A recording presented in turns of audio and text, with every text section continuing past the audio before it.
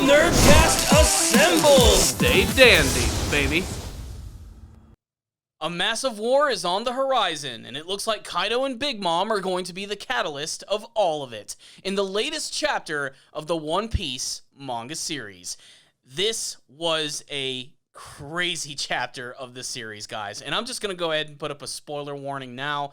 If you haven't read it, go check it out right now, because some straight up crazy shit happens in this chapter. Not only do we get the massive continuation of the big battle going on Onigashima, but we get to see that Kaido is not kidding around anymore. He is bringing his ruthless A-game, not only claiming that he and Big Mom are going to be teaming up, but of course they're going to be going after super-powered weapons, as well as the fabled namesake of the entire series, the One Piece itself, as they prepare for a massive world war with the actual government itself.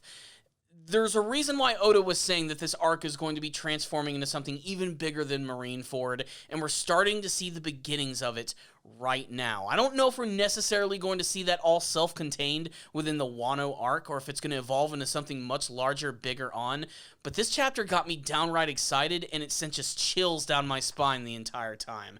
Not to mention, there was one major character death in this chapter, and I have a few thoughts about that, but before we get to it, let's go back to the big scene between Luffy and Yamato, the daughter of Kaido. Of course, the big reveal is that Yamato ended up being the daughter, not the son of Kaido, and that she's a massive Oden fanboy.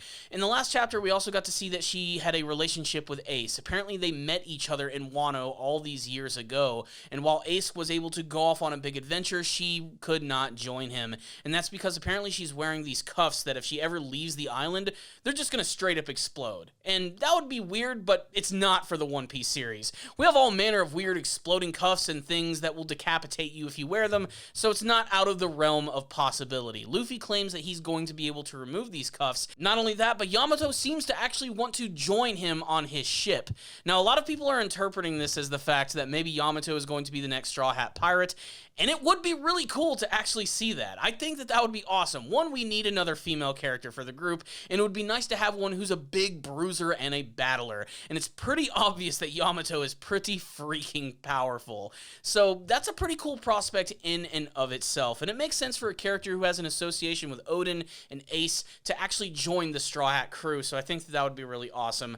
But let's talk about the one scene that I think that shocked me the most. And that was the big moment where you have Kaido, who's making like his big speech talking about them obtaining these weapons, getting the One Piece, and joining up with the Big Mom Pirates. We already saw that they were developing a relationship and getting ready to form an alliance with one another, but I love the introduction of Big Mom in this chapter, using her distinctive powers to give life to all of these crazy objects, all of which now are themed after things that you actually see in Wano. It's a very nice character spread of watching her and all these weird, freaky things.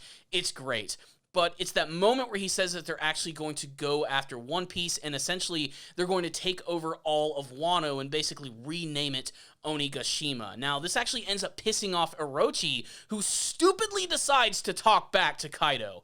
What a dumb thing to do. And you know what happens? He straight up gets decapitated by Kaido in this chapter. Essentially, Orochi, a character they've been building up since the beginning of Wano, has just been killed off, proving that, again, he's basically the Goomba to Kaido's Bowser. Now, everybody's really shocked by this. I've seen a lot of comments and reactions of people reading this chapter and being really shocked over the prospect that Kaido's just going to kill this guy off like this.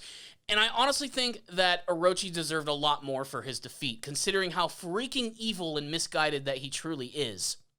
But, in my humble opinion, Orochi is not dead. There's no way that they're going to introduce a character who literally has the abilities of a Hydra, an ancient monster that when its head gets cut off, has the ability to grow another two. This is a character who's based around that entirely, and he just got decapitated. I have a feeling he's going to survive, but if he does survive this, if he does survive getting decapitated by Kaido, what's he going to do? Is he going to try to get revenge against him? Is he going to join Luffy in his alliance? Is there going to be a big character change for Orochi? Could he redeem himself? Could he end up being a third party in what is turning into this like massive confrontation with all of these characters? It's honestly kind of hard to say, but man, What a crazy moment that was. There's no doubt that this chapter is sending a shockwave with the big scene of Kaido announcing the alliance, getting the weapons, getting the One Piece, and just killing off Orochi right there. It's still one of the most shocking things about this chapter, and yet there's still a lot of other things that are really awesome. I just have a feeling that most people are going to be talking about this and getting really excited about all that. Like, there's this really great scene with Kiku, who is deciding to don the samurai armor and go into battle against Kanjuro, which I think is really freaking cool. That armor, that samurai armor, looks so damned awesome and super detailed, and it almost doesn't even look like it belongs in the One Piece, like, manga series. Like, it looks like something from a completely different show. Again, you can sort of tell that I think Oda is really enjoying sort of, honoring his legacy and the fact that he is Japanese himself and being able to have fun with all of this crazy imagery. And I think it's just going to make all of these big battles even better. But yeah, whew, what a freaking chapter. So what's the rundown on this chapter of the One Piece manga series? So much crazy stuff going on here. I mean, the prospect that Yamato could be the next Straw Hat. Orochi suddenly just getting snuffed out by Kaido. Kaido suddenly just getting super pissed off and announcing this massive plan to take on the world with these superpowers and these weapons. And of course, anytime One Piece is brought up, like, that's kind of a big deal. It's kind of like the entire point of the entire show is that all of these pirates are going to find this secret treasure, which is still an absolute mystery as to what it could potentially be. Also, Kaido bringing up the fact that the government probably has some sort of weapon that would allow them to actually oppose them. They've always been in the background of the series, occasionally appearing in some pretty big moments, but it's pretty clear that they have no major, super huge fear of the actual emperors themselves, as they know that they seem to have some sort of ability to go up against them. And we've seen a lot of evidence to this, and I still think we haven't even really seen the tip of the iceberg when it comes to what they're going to be capable of.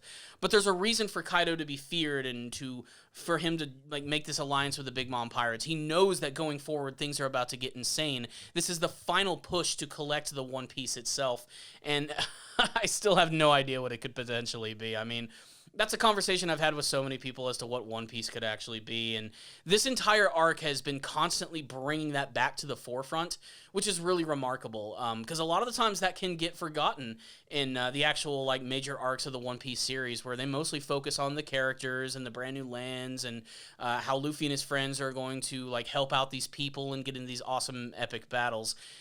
Every once in a while, though, someone brings up the fact that, yeah, One Piece is the central arc of the entire series, and so far it's been brought up multiple times here, showing that, again, the Wano land and the arc itself is incredibly important not only to the lore of One Piece, but ultimately leading up to its eventual endgame. And we're starting to see all of that happen right now, and that is really exciting, especially as a longtime fan of the series.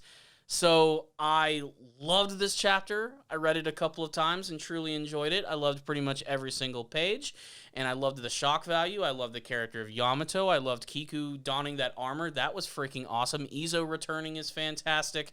Nekomamushi and Inuyarashi getting ready to go back into battle, and freaking Kaido just killing Orochi. Like I said, I still don't think Orochi is actually dead. I have a feeling he is going to return. I just don't think that they would kill off a character like that, but if they did, bold freaking move. Super bold move right there. So yeah, that's my thoughts on the chapter. I want to get yours. Please sound off in the comment section telling me what you thought about this chapter of One Piece. Is Yamato actually going to be the next Straw Hat member? Could it be someone else? Do they even need another crew member? What did you think about Kaido killing Orochi? Is he really dead, or is he simply just going to grow another head, being the Hydra Man that he actually is? And what do you hope to see from the future of this amazing mounting war that's getting ready to happen in One Piece? Let's discuss that, the future, in this chapter, all right here. Comment section below. Thank you guys so much for checking out this review. Please subscribe to the channel for more videos just like this one. And of course, if you liked this video, use your devil fruit powers to hit that like button. And I want to go ahead and thank all of my patrons who've been checking out my Patreon page. You guys have been making some amazing donations, and I cannot thank you enough for that. You've given me really great feedback on all of my videos. And remember, if any of you guys do make a donation through my Patreon, I will review an anime series of your choice. Not to mention, I would love to give you guys a shout out so you can join this wall of amazing people who've been helping to make this channel even better. So there it is, my friends. Thank you for watching this review. I'll see you all next time. And as always, stay down there, baby.